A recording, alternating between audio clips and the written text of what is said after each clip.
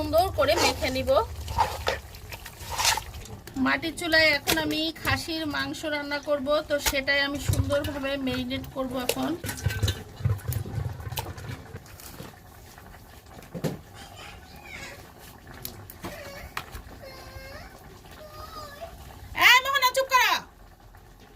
দিয়ে দিলাম স্বাদ মতো লবণ, দিয়ে দিলাম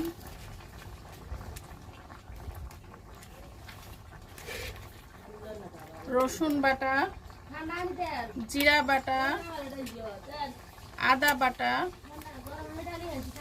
গরম মশলার বাটা।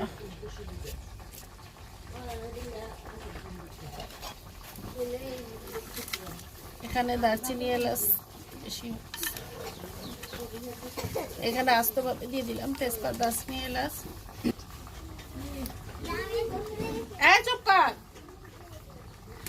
দিয়ে দিচ্ছি সয়াবিন তেল।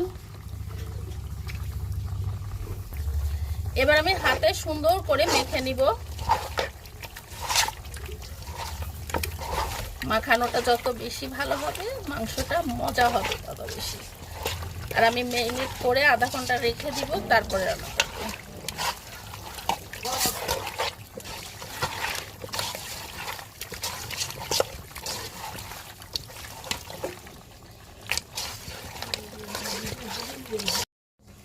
আমি একটু হাত দিয়ে সামান্য পানি দিব কষানোর জন্য। পেঁয়াজটা দিতে আমি ভুলে গিয়েছিলাম, তো এখন আমি পেঁয়াজ কাটাও দিয়ে দিব এবং বাটাও দিয়ে দিব। আর দিয়ে দিলাম এখন বাটাটা।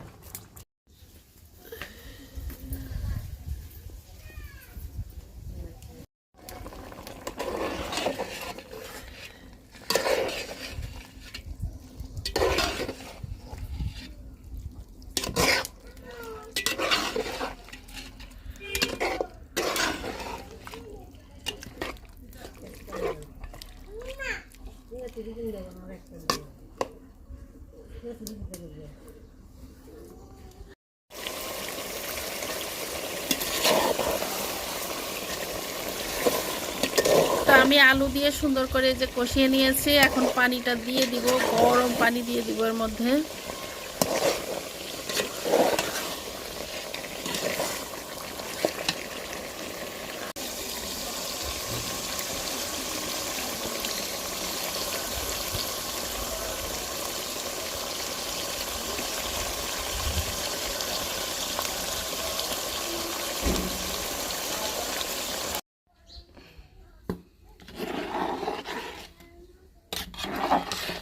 তো আমি এই যে ঝোলের পানিটা দিয়ে দিছি।